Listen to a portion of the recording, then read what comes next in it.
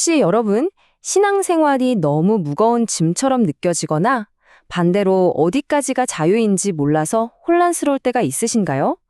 오늘 우리는 약 400년 전 한 위대한 목회자 사무엘 볼튼의 지혜를 통해서 참된 그리스도인의 자유가 과연 무엇인지 그 경계선을 함께 탐험해 보려고 합니다. 자, 한번 솔직하게 우리 마음을 들여다볼까요? 여러분의 신앙은 혹시 이것도 해야 하고 저것도 해야만 해 하는 끝없는 의무감에 짓눌려 있진 않나요? 아니면 반대로 다 용서받았으니까 이제 내 마음대로 살아도 괜찮아 하는 생각에 빠져 있진 않으신가요? 어쩌면 되게 현대적인 고민 같잖아요. 그런데 놀랍게도 우리는 이 질문에 대한 답을 무려 400년 전 한 지혜로운 목회자에게서 찾아볼 수 있습니다. 바로 사무엘 볼튼이라는 분입니다. 웨스트민스터 총회의 핵심 인물이었고, 케임브리지 대학 부총장까지 지냈으니 당대 최고의 지성이었죠. 근데 이분이 그냥 차갑고 머리만 좋은 학자가 아니었어요. 성도 한 사람 한 사람의 영혼을 정말 깊이 사랑하고 그들의 영적 고통에 함께 아파했던 그런 아주 따뜻한 목회자였습니다. 볼튼 목사님이 이 책을 썼던 1640년대 런던은요, 그야말로 영적인 대혼란기였습니다. 당시 교회는 아주 위험한 두 가지 극단 사이에서 길을 잃고 정말 거세게 흔들리고 있었거든요. 네, 바로 이 화면이 그 상황을 아주 잘 보여주는데요. 한쪽에서는 율법주의가 사람들을 꽁꽁 묶었어요. 구원받으려면 이것도 지켜야 하고 저것도 지켜야 해 하면서 신앙을 도저히 견딜 수 없는 짐으로 만들어버린 거죠. 근데 또 다른 한쪽에서는 반율법주의가 고개를 들었어요. 은혜로 구원받았는데 율법이 무슨 소용이야? 이제 마음대로 살아도 돼 하면서 자유를 방종과 혼돈으로 끌고 갔습니다. 바로 이 양극단의 위험한 절벽 사이에서 볼튼은 성경이 말하는 참된 자유로 가는 길, 그 정확한 경계선이 어디인지를 제시합니다. 그의 책은 마치 이 혼란의 바다를 항해하는 사람들을 위한 아주 정밀한 지도 같은 거였어요. 볼튼은 이 복잡해 보이는 문제를요, 아주 명쾌하게 3단계의 지도로 풀어냅니다. 먼저 자유와 율법의 관계를 다시 정의하고, 이어서 고난과 순종의 의미를, 그리고 마지막으로 소망과 질서의 자리를 바로잡아주는 거죠. 자, 첫 번째 단계입니다. 그렇다면 볼튼이 말하는 참된 자유라는 게 대체 뭘까요? 그건 그냥 내가 하고 싶은 대로 다 하는 방종이 아닙니다.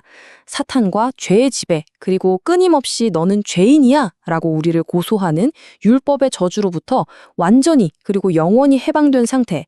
바로 그리스도께서 자신의 핏값으로 사신 진짜 영적인 자유를 의미하는 겁니다.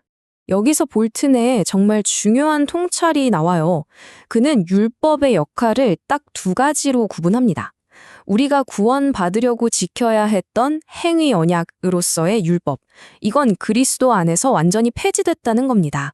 하지만 구원받은 하나님의 자녀가 어떻게 기쁘게 아버지를 따라 살아갈지를 안내하는 순종의 규칙으로서의 율법은 여전히 우리에게 남아있다는 거죠. 볼튼은 이렇게 말합니다.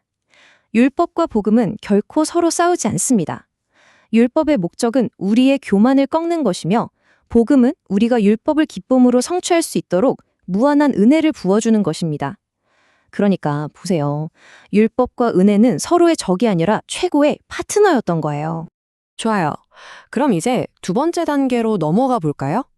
그렇다면 구원받은 신자의 삶, 그 순종은 도대체 어떤 마음에서 나와야 하는 걸까요? 이거 아마 많은 분들이 마음속 깊은 곳에서 두려워하는 질문일 겁니다. 내가 자유를 얻었다고 하는데 또 죄를 짓고 넘어졌을 때 하나님은 과연 나를 어떻게 대하실까요? 볼튼은 여기서 정말 따뜻한 위로를 건넵니다. 신자가 겪는 고난은 죄에 대한 법적인 형벌이 아니라는 거예요.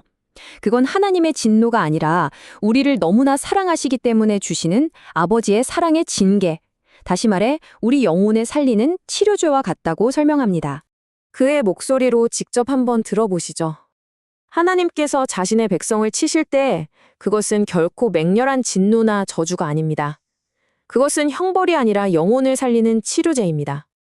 그 징계의 유일한 이유는 우리를 향해 마음 아파하시는 사랑입니다. 바로 그렇기 때문에 우리의 순종은 더 이상 벌받을까 봐 두려워서 하는 게 아니어야 합니다. 해야 할 일 목록을 지워나가는 것도 이걸 해야 구원받는다는 노력도 아니죠. 핵심은 바로 이거예요.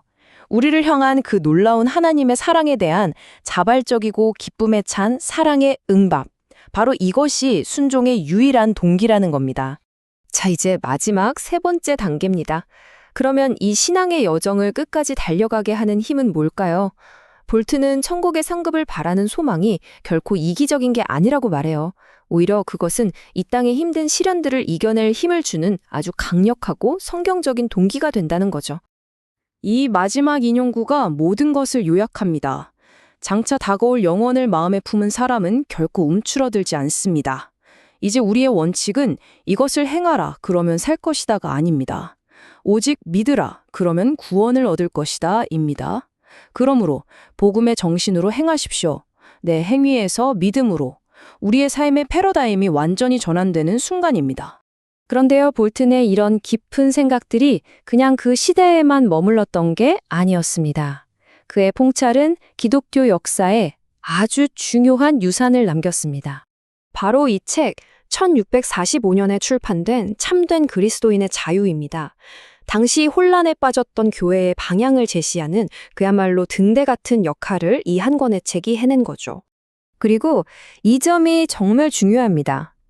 볼텐의 이 깊은 통찰은요, 개신교 역사상 가장 중요한 문서 중 하나인 웨스트민스터 신앙고백서에 그리스도인의 자유 개념을 형성하는데 결정적인 신학적 토대가 되었습니다. 한 목회자의 따뜻한 고민이 시대를 넘어선 신앙의 표준을 세우는 데 기여한 겁니다. 자, 오늘 나눈 이야기의 핵심은 바로 이것입니다. 진짜 자유라는 건 아무 경계선이 없는 방종이 아닙니다. 오히려 우리를 보호하고 더 잘하게 하는 사랑의 경계선 안으로 기쁘게 들어가는 것. 그것이 바로 성경이 말하는 참된 자유입니다. 혹시 지금 여러분의 신앙생활이 무거운 짐처럼 느껴지고 계신가요?